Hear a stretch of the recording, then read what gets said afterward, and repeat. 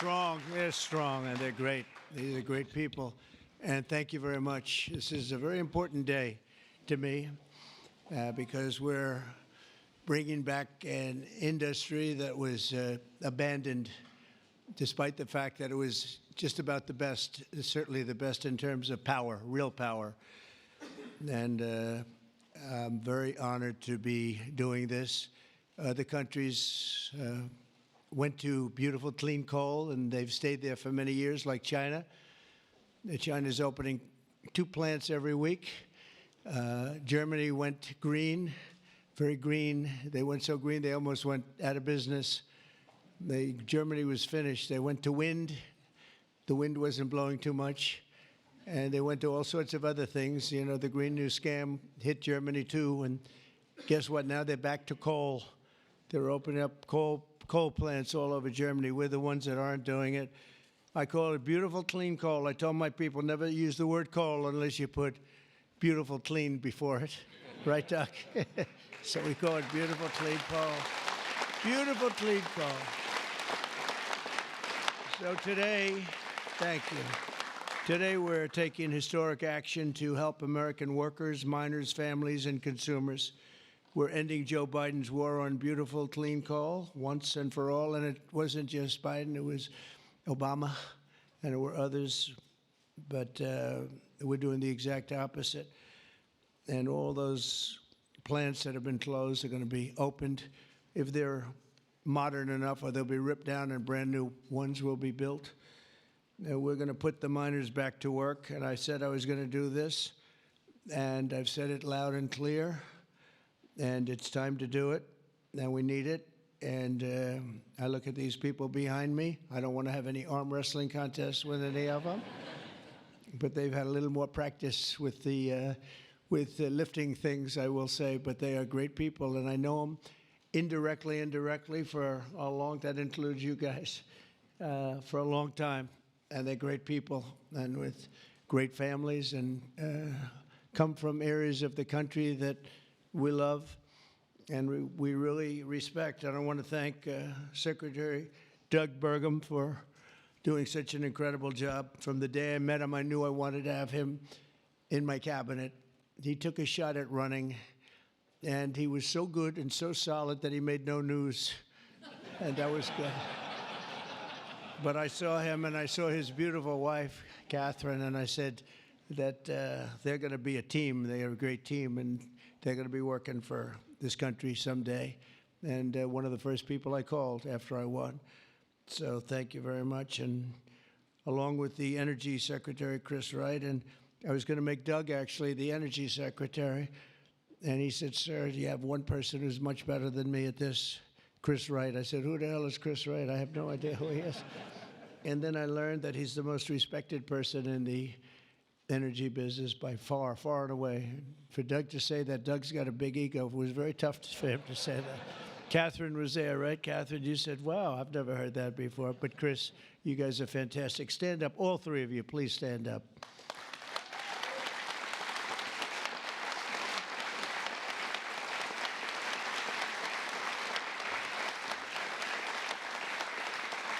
Right.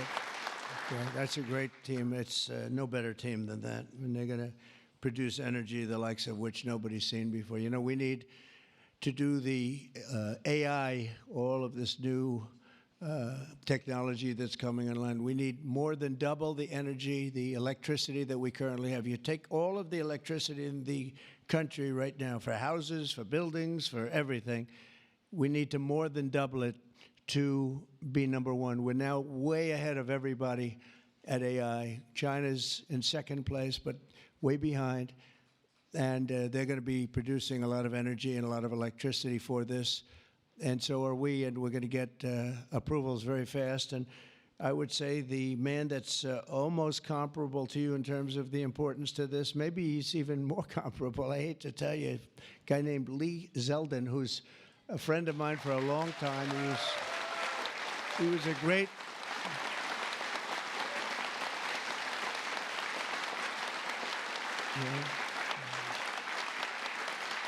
Lee was a great lawyer, and he ran for office, and he won immediately. I gave him a very important endorsement. He won for Congress in an area that was unwinnable. He couldn't have, they were all saying, why is he wasting his time? That's Democrat territory. And I liked Lee and knew Lee, and he ended up winning a seat in a massive upset. Nobody knew what happened, actually, and then he was there for a long time. How many years were you there? 8. 8 years, was very popular, and then he almost ran, he almost won the governorship of New York, which is lost by a few points, which was an amazing run, and I said, we got to get you in with us in some form, and we did. And he's head of the environmental agency, EPA, and doing a great job. And I said, if we have a nuclear power plant, Lee, can you get it approved in less than a month? He said, what? He said, I'll do it faster.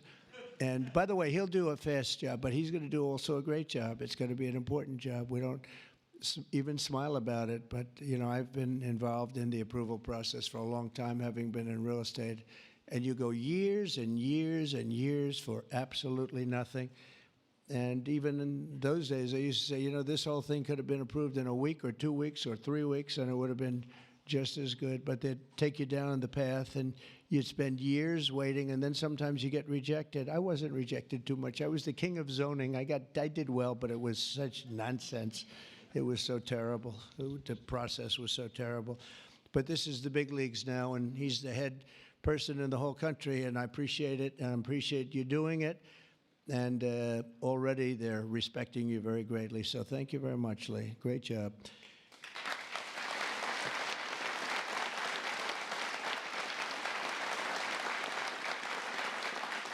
So we have a lot of senators and congressmen and women, and I'm going to just introduce the ones that I see here because, you know, it's always a problem when I do this because I leave 1 or 2 out, and that's the end. I never get their vote again. I never get their vote. It takes years to recover, but we'll give it a shot because Senator John Barrasso, who's my friend and a great gentleman. Thank you very much, John, for being here. Thank you, John.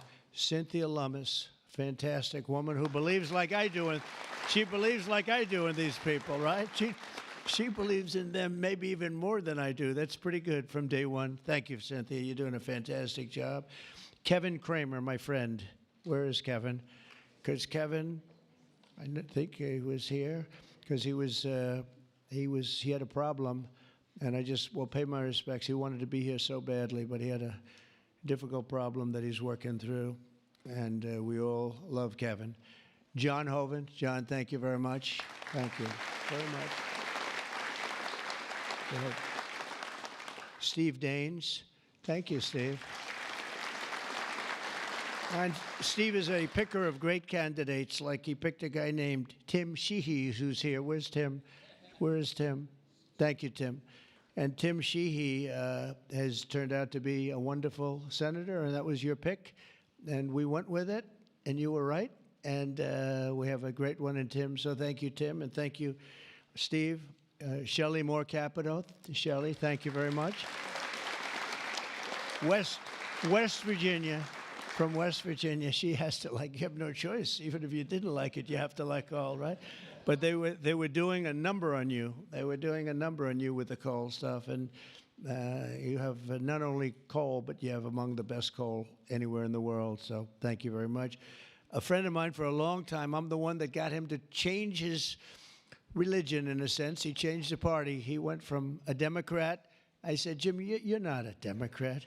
But he changed to Republican. He's one of the most popular Republicans and one of the most popular political leaders in the country, Jim Justice. I call him Big Jim. Big Jim Justice. Good. You look good, Jim. And he was in the business. And so am I doing the right thing? You would know better than anybody in this room. Am I doing the right thing, Jim? Huh? I think so, right? Thank you very much, Jim. Cindy Hyde Smith. Cindy, thank you, hon. Very good. Good job. People are going to be happy. And all friends of mine. Mike Lee. Mike, thank you very much. We have a lot of people from Congress, congressmen and women, representatives. Morgan Griffith. Morgan, thank you. Thank you very much. Bruce Westerman. Bruce, thank you, Bruce. Bob Latta. Bob Latta. Thank you, Bob. Good job. Troy Balderson. Troy, haven't seen you in a long time since that early race. I endorsed him before anyone knew who he was, and he ended up winning. That was another surprise, right? That was a long time ago. Yep, you're doing a great job. Thank you very much, Troy. Carol Miller. Carol, thank you. Carol, West Virginia. Riley Moore. Riley. Hi, Riley. Thanks. Mike Boast. Mike, thank you very much. Troy Downing. Troy, thank you. Oh, he has something. What is that, coal? Is there coal in that bag? Huh? Even better, it's clean coal. I like it. I'll take it right now. Thank you very much. Hal Rogers. Hal, thank you. Thank you, Hal. Andy Barr. Thank you, Andy. Good luck with everything. I hear good things. Troy Downing. Troy, thank you, thank you, thank you. Thank you very much, Troy. Hal Rogers. Oops. Harriet Hageman. Harriet. Hi. How are you, Harriet? We just left Harriet. This is one of the finest attorneys you will ever see. I have seen her in action, and she is brutal. I never want her against me, that I can tell you. Dan Muser. Dan.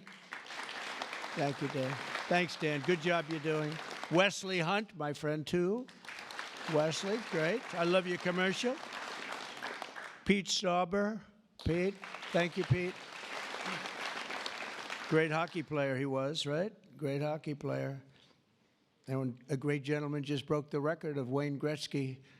The great one is Wayne Gretzky, but we have another great one, too, huh? Just broke the record. It was great. Governor Greg Gianforte. Greg, nice seeing you. Good, Greg. Thank you very much, Greg. Bill Lee. Bill, thank you very much. Patrick Morrissey, West Virginia, just got elected. Mark Gordon. Mark, thank you. Thank you very much.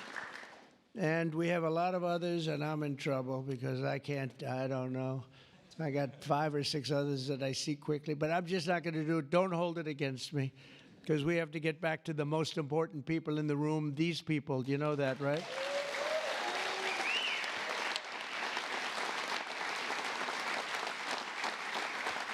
So the energy workers and the coal miners in the area that I'm standing on, and that's a lot of weight on this platform, so I don't know what's going to happen. I hope it's structurally designed for you guys. I don't know. But we have just really well-deserving, great American patriots, and it's such an honor to be here and making such a big move, such a bold move in energy. Because, you know, for years, people would just bemoan this industry and decimate the industry for absolutely no reason, because with modern technology and all of the other things that we do, it's one of the great forms of energy. That's why other countries, leading countries, are using it, some exclusively. For 4 long years, Joe Biden and Congressional Democrats tried to abolish the American coal industry. They did everything in their power while he was awake, which wasn't much, shutting down dozens of coal plants, banning coal leases on federal lands, and putting thousands and thousands of coal miners out of work, destroying their lives, actually, destroying their lives. I'll never forget when I went to West Virginia, which I won by 48 points, I think, right? Big Jim, I won by 48 points. But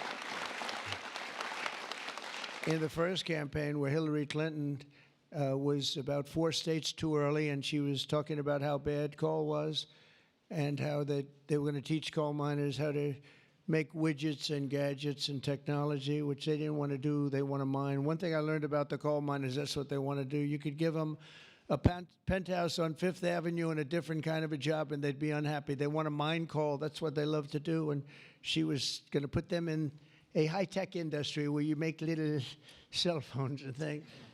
I don't know. Do you think he'd be good at that? I don't know. I would be. You don't want to be.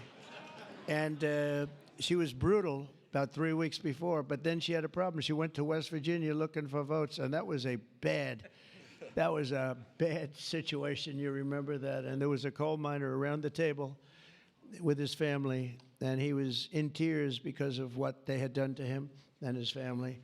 And I hope he's still around, but that man made quite an impression on the world and the public.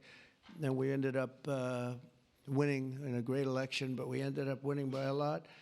The Democrats' Green New scam killed jobs and sent prices soaring here in America. But meanwhile, China opened 2 coal plants every single week, and other countries likewise went very strongly back into coal. Some of them never got off.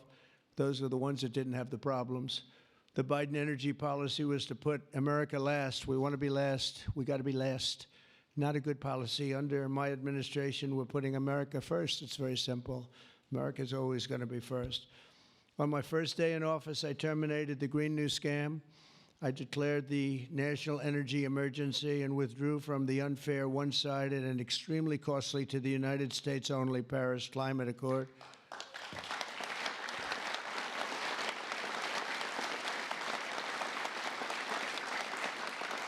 You know, under the Paris Climate Accord, we had a terrible situation. We would have paid over $1 trillion. Think of it, over $1 trillion. And Russia was paying almost nothing. Russia had a 1992 standard. China was paying nothing. China didn't kick in until 2035. This was 5 years ago. So they didn't kick in for many years. India had no standard whatsoever. But we had the highest standard you could imagine, and we had to start paying from day one, and we had to pay lots of money. We paid for everything. So I was not a big fan of the Paris Accord, and I let it be known, and I got out of it early. Then they went back into it, and now we get back out of it. And hopefully we can be there for a long time, okay? A long time, because it was a scam to take money away from the United States and actually hurt us very badly with coal and with other things. Now, under the executive order that I will sign in a few moments, we're slashing unnecessary regulations that targeted the beautiful clean coal. We will rapidly expedite leases for coal mining on federal lands, and these 2 gentlemen are going to do a real job of it. You've already started. And we'll streamline permitting. We will end the government bias against coal, and we're going to unlock the sweeping authorities of Defense Production Act, the Defense Production Act, to turbocharge coal mining in America. They made it impossible. You actually, I know a friend of mine has a plant. He said, you know, it's a shame. I'm ripping it down and I'm replacing it with another form of energy. I won't tell you because it's also very good, but it's not as powerful as this. He said, you know, the plant I'm building, the new plant, is literally half as good. It's no less, you know, it's not probably even as good environmentally, but he said it produced half the power for more money, much more money. It'll never compete with that beautiful plant I have down the road, which was really a modernized coal plant. Well, he'll be happy to know that he can open that plant up very quickly, and it's going to produce a lot. But he was complaining. He said, this is so much better. He wasn't doing that as politicking me. He was doing that because that's what he felt. And he knew every form of energy. We talked about that. He knew every form of energy. But our government is going to do something that's very different. And I don't think even you two know about this. This was my idea from about 15 minutes before I got up here. We're going to guarantee that we have a strong business for many years to come, that your coal companies and your miners don't get all excited about their jobs, and then should a radical left liberal become president, they end the business right away, and somebody's built a plant and spent hundreds of millions of dollars in building a plant, and the plant is going to be closed because a Democrat got in or a liberal got in. They're opposed to coal, and Republicans are very much for it. Clean coal. And we're going to give a guarantee that the business will not be terminated by the ups and downs of the world of politics. So should somebody come in to this very important office and say, oh, well, you spent hundreds of millions of dollars and you guys have given up your life because you want to be in coal, and then all of a sudden you don't have a life anymore because it's what you know the best? That's not going to happen. We're going to give a guarantee that it's not going to happen, so that if somebody comes in, they cannot change it at a whim. They cannot just going to go. They're going to have to go through hell to close you up. All right, so that's pretty good. We're going to give that in the form of a guarantee that we're writing on right now structurally and from a legal standpoint. So your investments are going to also be protected.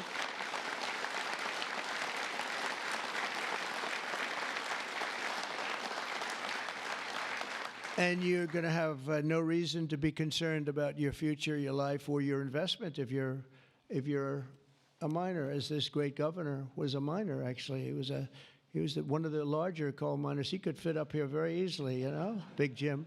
But he was a great success, but they were very, very tough on him.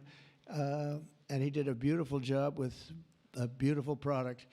Already under our leadership, the Department of Interior has approved the expansion of the Spring Creek mine in Montana, supporting 280 coal mining jobs and unlocking over 40 million tons of coal. And there's more to come. Spring Creek, big one. And there's more to come in the states of Wyoming, Alabama, Utah, North Dakota, and many others.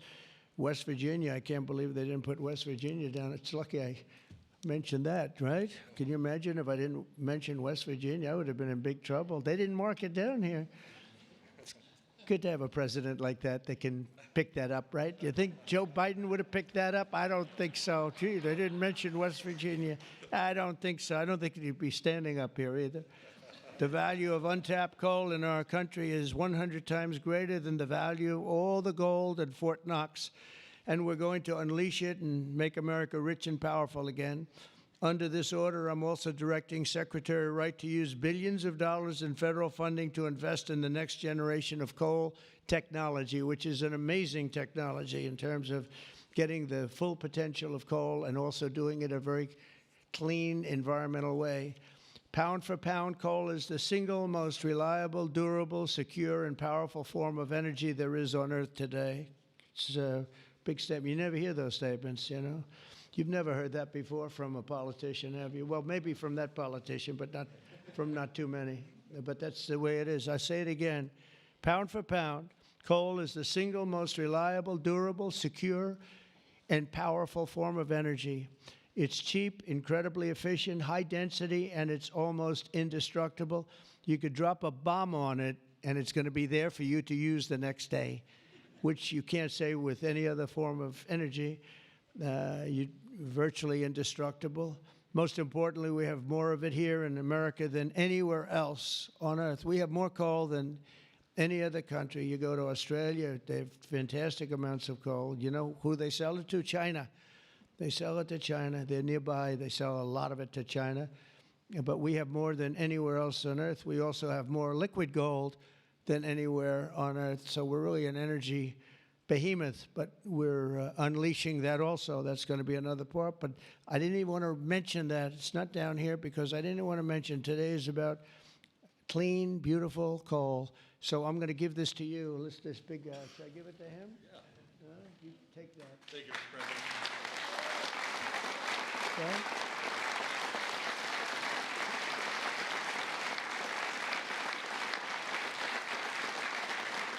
For example, we believe it's possible to extract enormous amounts of critical minerals and rare earths, which you know we need for technology and high technology in the process of coal mining, making in America the mineral superpower of the world, actually.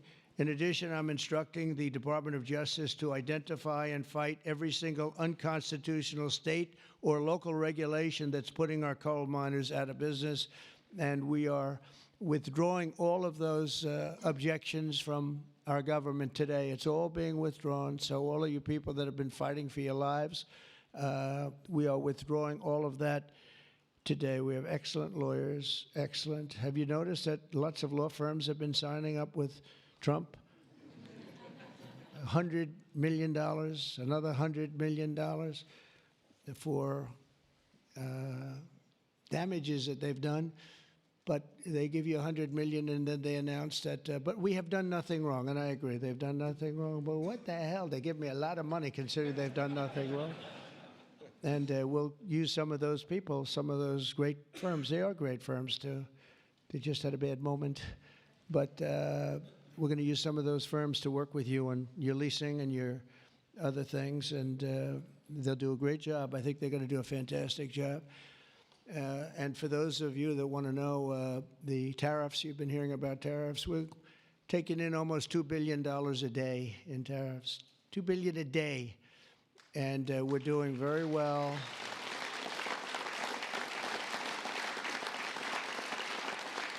And we're doing very well in making, I call them tailored deals, not off the rack. These are tailored, highly tailored deals. Right now, Japan is flying here to make a deal. South Korea is flying here to make a deal, and others are flying here. I mean, my only problem is I'm not sure I have enough. We're going to have to use those great law firms, I think, to help us with that. But we're going to probably do that, actually. We're going to use them, and we're getting them for the right price because we need a lot of talent. We have a lot of countries coming in that want to make deals. If I told them about making those deals 2 years ago or 3 years ago or 5 years ago, they'd be laughing at us. Now they're all signing up. Mike, you know that. So it's going to be a great thing, but we're think of that, $2 billion a day. That's a lot of money. That's a lot of money even in the coal business, isn't it, huh? It's a lot of money. And America's going to be very rich again very soon. You're going to see that happening. You see it all along. And it's so that whole situation that, you know, it was somewhat explosive. But if we didn't do that, we wouldn't be talking the way we're talking right now. It's been amazing what's happened. Sometimes you have to mix it up a little bit, but we've had great consideration. We've had talks with many, many countries, over 70. They all want to come in. Our problem is can't see that many that fast. But we don't have to because, as you know, the tariffs are on, and the money is pouring in at a level that we've never seen before. And it's going to be great for us. It's going to be great for other countries. We've been ripped off and abused by countries for many years with the tariff situation. They've used tariffs against us. We didn't use tariffs against them or in any way. I mean, we just didn't use them of any monumental proportion. And so we are doing it now. We have tariffs on cars. We have tariffs on lumber, tariffs on steel and aluminum. Steel plants are going up because of it all over the country. We have 25% tariffs on steel and aluminum. And I think the steel workers like me even more than the coal miners like me. I'm pretty sure that that's true. We have, instead of having no steel business, I put them on originally in my first term. We wouldn't have had one steel mill in the United States if I didn't do that. And now we upped it, and we not only are we taking in a lot of money, but we're protecting our workers, our steel workers. We're protecting our steel industry. And one thing you know, that steel and things like steel you need, because you need it from a defense standpoint. You need steel for your tanks and your planes and your everything. And certain industries you can get away with not having, but others you need, and steel is one you need. So I want to let you know that's in full force and effect. And literally as we speak, I spoke to executives in the steel industry over the last few days, and they're all coming in to build plants in the United States of America, because if you build them in the United States, you have no tariffs to pay. There are no tariffs to pay, zero. If you build them outside using outside labor and hurting our businesses, and you send your product in, you have to pay a price for that, and they will be having tariffs, as you know. It's an amazing thing. This has been something used against us for many years by other countries, China in particular, but others, not just China, others, and taken advantage of us, ripped us off, and left us for dead, frankly.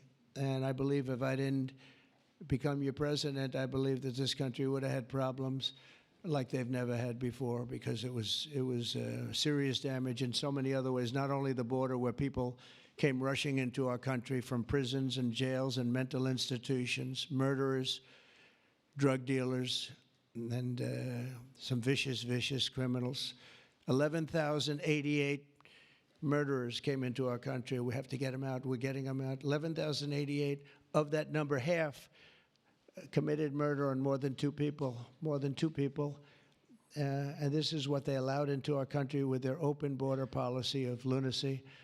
And we're taking care of that just like we're taking care of you today. We're taking care of that. I want to thank Kristi Noem and Tom Homan for doing an unbelievable job. The whole thing is, the job they're doing is incredible. It's really an unforced error. It should have never happened that we have to be spending such time and resources, Mr. Senator, right, on getting people out of our country that shouldn't be here. I mean, literally from mental institutions, insane asylums were opened up and emptied into our country. Prisons from all over the world, not just South America, prisons from, think of this, from Africa, the Congo, a lot of people from the Congo, prisons in the Congo, prisons from Asia, from all over were opened up. And I knew that when I heard it was an open border policy. I said, if you do that, every country is going to be dumping people that they don't want into our country. And that's what's happened, but we're cleaning it out. And the courts, we had a good decision, as you know, from the Supreme Court, allowing us to do that. We have judges that didn't want us to do it. We have judges that wanted the very evil gang members from Trendy, Iroquois, and MS-13. They didn't want them taken out of the country and put in very powerful prisons. When you look, you've all seen those clips, pretty amazing clips. But I want to thank El Salvador. They've done an incredible job. But we've been fortunately winning those cases. But we have judges that are out of control that say, oh, bring them back, bring them back. We don't want them back. We don't want them back. Can you imagine? You spend all of that time, energy, and money on getting them out, and then you have a judge that sits there, a local judge who sits there, federal judges, sit there and says, no, bring them back. One was brought back, or they want to bring him back because he wasn't a member of Tren de Iroquois. He was a member of MS-13, which is just as bad. So they misidentified him, but it sounds to me like he was a member of MS-13, so they want him brought back because he wasn't treated properly. It's, we got to be smart. Our country's got to get a lot smarter than it is, but we have to give the people that are empowered to do this kind of work, and it's not pleasant work. We have to give them the option of making our country great again, and that's what they're doing, and I have great respect for those people. And they're doing it out of love. They could get a much easier job. They're doing it out of love for our country. It's so important, just like I'm doing this with coal today for love for our country.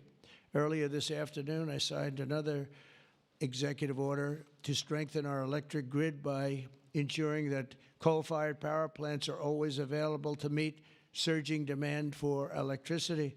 Unlike wind and solar, coal plants can run 24 hours a day in rain, sleet, or snow, and you will not be subject to the incredible blackout situation that's taking place in California, where they have blackouts all the time.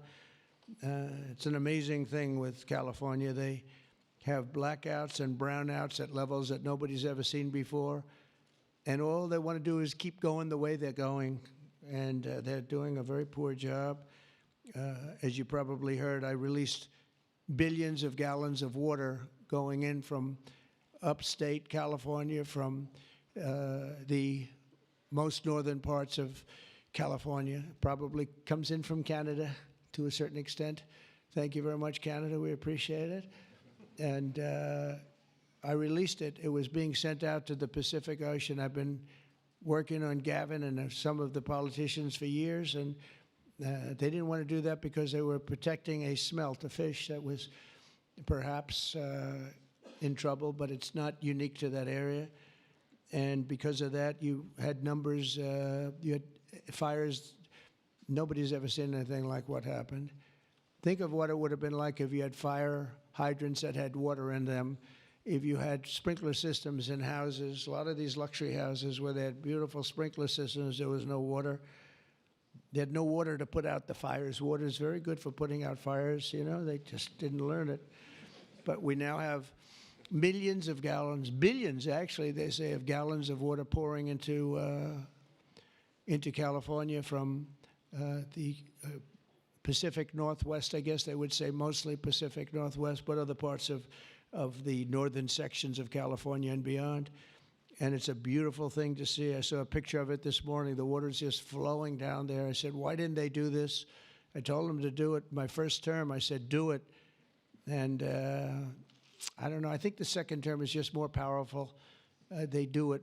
When I say do it, they do it, right? And we actually had to do some pretty strong things to get them to open it up.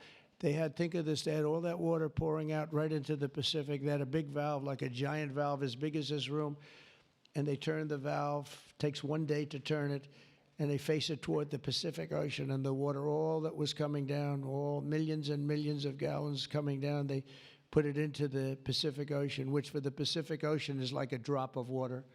But for California, it would have been unbelievable. So we did it. I'm very proud of the fact that we did it. We did that against a lot of heat and a lot of environmental nonsense. From now on, we'll ensure that our nation's critically needed coal plants, as an example, remain online and fully operational. They're always going to be operational. And again, we're going to have guarantees that government cannot close them down, close you down, and destroy your lives. To that end, I'm also instructing Secretary Wright to save the Cholla coal plant in Arizona, big plant, which has been slated for destruction. We're going to keep those coal miners on the job. Going to tell them to just remain calm, because we're going to have that plant opening and burning the clean coal, beautiful clean coal, in a very short period of time. You know all about that, right?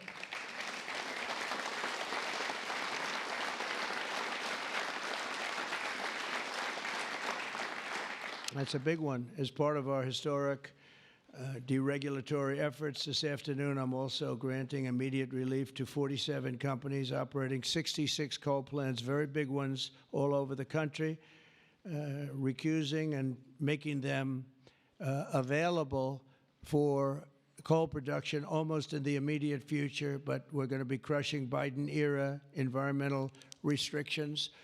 These are restrictions that made it impossible to do anything having to do, frankly, with energy, even beyond coal. It's really beyond even coal. We have clean air, we have clean water, and now we have clean coal.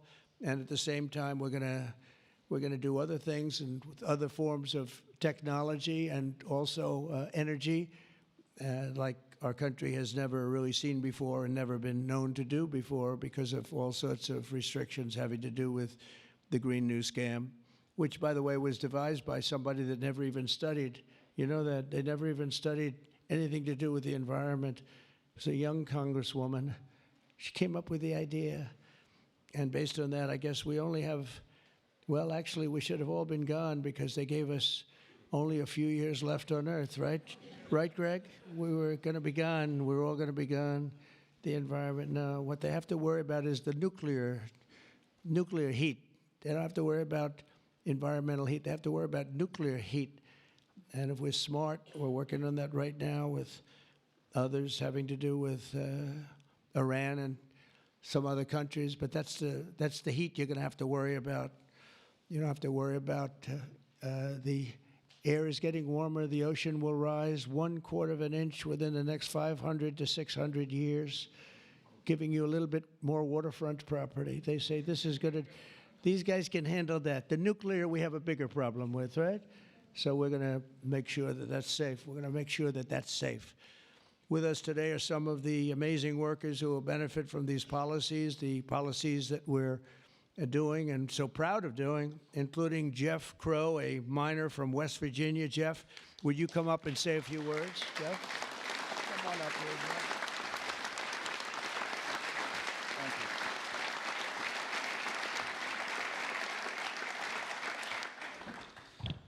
Good afternoon, Mr. President. I want to first thank you for having me and my fellow miners here. It is an honor and a privilege to be a part of today's events. I believe this past November that America clearly spoke about what we wanted for our country. It is reassuring for Americans to have a president in office who will truly put the United States of America above all else.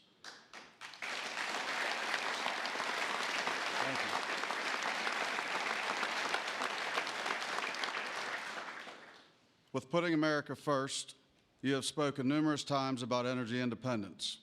I believe most don't understand the importance of that. Coal is one of the major factors in energy independence and accounts for a large portion of America's energy. Coal is one of the most reliable and cheapest forms of electricity. For too long, coal has been a dirty word that most are afraid to speak about. Most of those that would speak negatively about coal do so from an uneducated standpoint. Many are unaware of the engineering and technology that are used in today's mining to create a clean, energy-efficient product. All of this is done while using the safest practices in the industry. Speaking for West Virginia, coal provides approximately 50,000 jobs for those that work in the mines and the businesses that support them. It also accounts for over 50% of West Virginia's export product. To name a few, we employ engineers, teachers, physical therapists, accountants, truck drivers, high school and college graduates. All of these occupations and graduates have turned to the coal industry to provide a better way of life for them and their families. Everyone in our industry works long hours and days to provide a reliable energy product, and too many times it goes unnoticed. I've personally worked in the industry for 23 years. I choose to do this daily to provide my wife and children with the life that they deserve. Prior administrations have done all they could to eliminate the coal industry. Sorry, one second, I'm getting there. In my opinion, they have done so with an unethical and uneducated approach. But we are still strong, we are still here, and we are still needed in order to make America great again.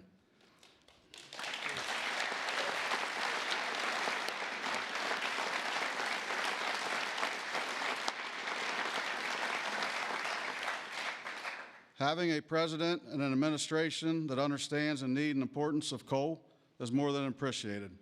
It gives the industry a form of reassurance to know that we have a president in place that supports us. From my family to the over 3,000 employees of AC&R, and for the coal companies, miners, and businesses throughout our great country that rely on the coal industry, we say thank you for your continued support.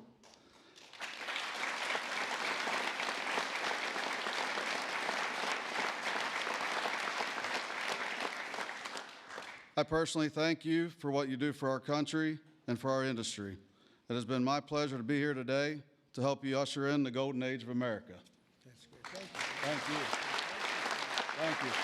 Appreciate that. Thank you.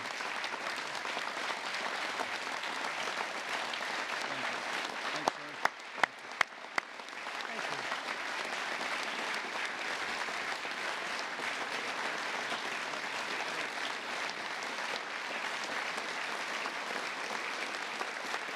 You did a good job. Let me have that speech. I want to have that. Yes, sir. I had a couple of good lines in there when I came up. No, actually, what I want to do, I'm going to sign it for you because I mean, he worked hard. Look at it, and look how good his eyes must be to read that. I lost it once. And hopefully you can sell it tonight for a lot of money. Yes, sir. I'll keep that one.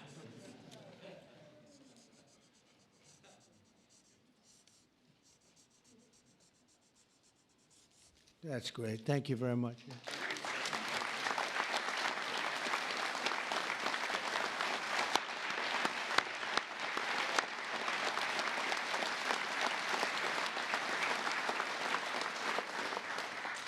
Thank you very much, Jeff. And also with us is Tony Campbell of the East Kentucky Power Cooperative, and Tony's quite a gentleman and very respected in the industry. Come on up, Tony. Thank you.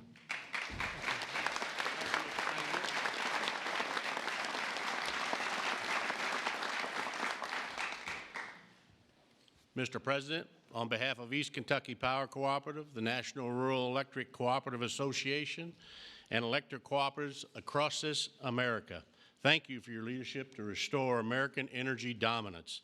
Electric co-ops keep the lights on for 42 million Americans across 56% of the land mass. We are owned by the communities and businesses we serve and provide electricity to growing communities, new data centers, and manufacturing plants. Mr. President, electric co-ops are powering America, and we are proud to partner with you and your administration to power America into the future.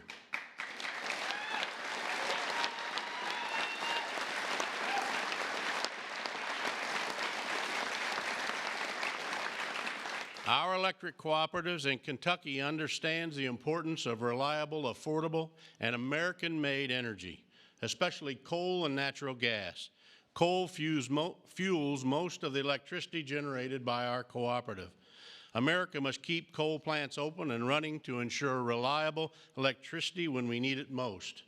To meet growing demand over the next decade and ensure fuel security, America will need more always available electric generation power, such as coal. And we want to recognize the hardworking American men, women that support our mission. To all America's line workers, our coal miners, thank you for your dedicated service to our country.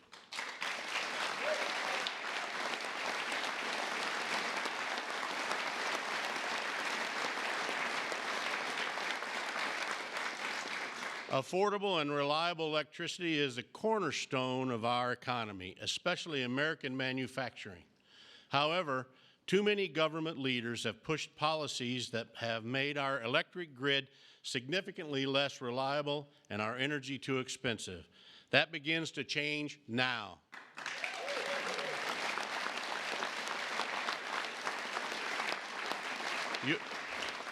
Your actions today will prevent the premature closing of essential power plants and help us meet tomorrow's energy needs. And they will help us continue to deliver reliable, safe, and affordable electricity. Mr. President, thank you in particular for providing immediate, much-needed relief from the Biden EPA regulations that would force the shutdown of critical coal units.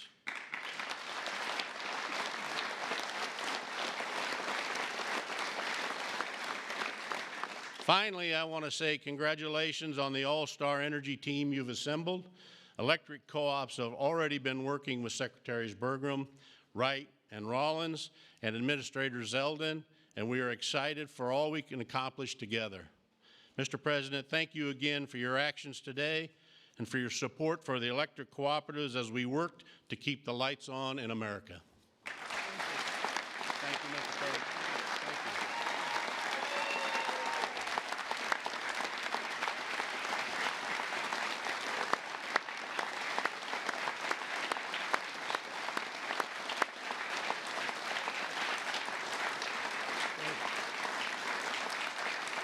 Thank you, Tony.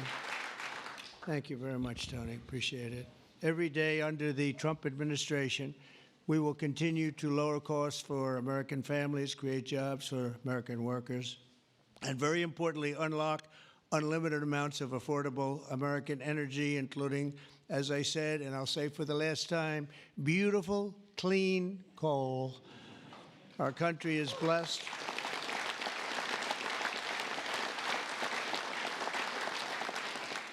Our country is blessed with the most abundant natural resources on earth, as nobody has what we have. And we're going to use it, too. We're going to use it in a very responsible way. Together, we're going to tap that magnificent potential to give our people the glorious future that they deserve, better than they've ever had in the past. I mean, they had a good future. A little, if you look 20 years ago, they thought they had a good future, and it was ripped away from them, torn away from them with nonsense. And we're not going to let that happen. This is going to be a glorious future for them. And I want to thank everybody for being here. And I want to thank you and you and you and that whole group and our senators, by the way, and our great congressmen and women for being here in such a large number, because you've been helping us make these decisions. These are big decisions, and this is a really big one. And this is one that's going to be, I think we're going to look back and with great pride at what we've done today, not just in putting people to work, but at really reawakening our country. And thank you very much, and thank you all for being here. Thank you very much. Thank you very much.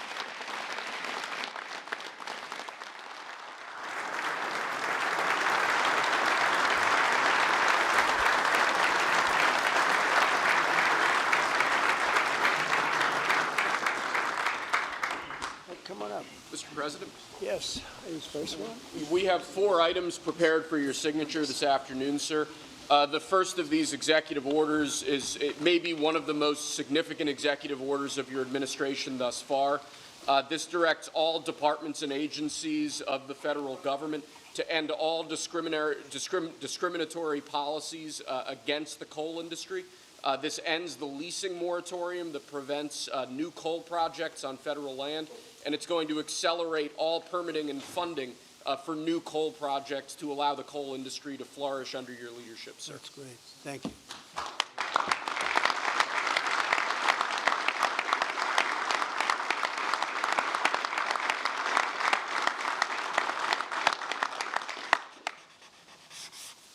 Okay.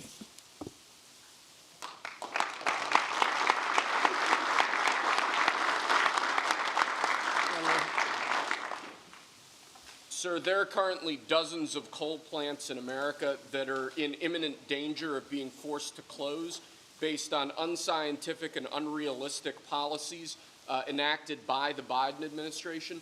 What we're going to do is essentially impose a moratorium on those policies taking effect to protect coal plants that are currently operating, to ensure that they're able to continue producing power and continue providing jobs to Americans in the coal industry. Great.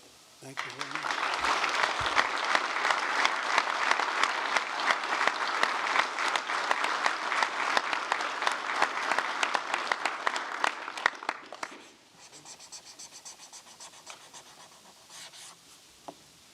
Okay.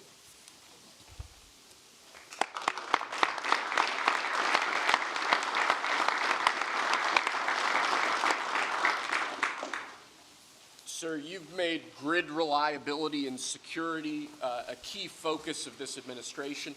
This executive order is going to promote grid security and reliability by ensuring in part that our grid policies are focused on secure and effective energy production and energy transmission, as opposed to woke policies that discriminate against secure sources of power like coal and other fossil fuels.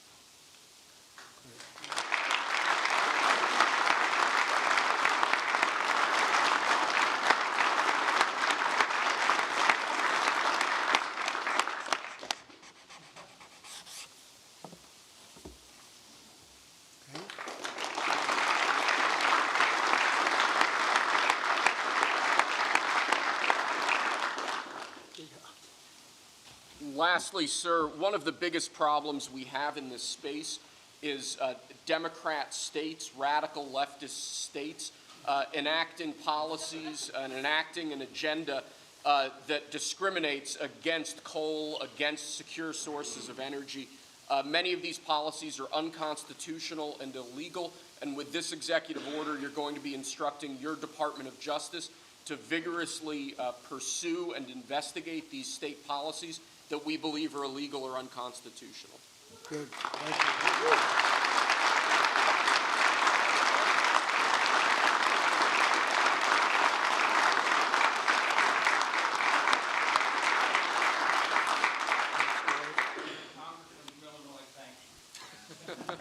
Thank you very much. Great job. He went to Harvard when Harvard was good. It was a while ago.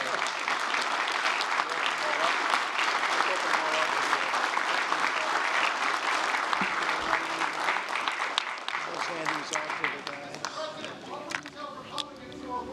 Tariff, sir.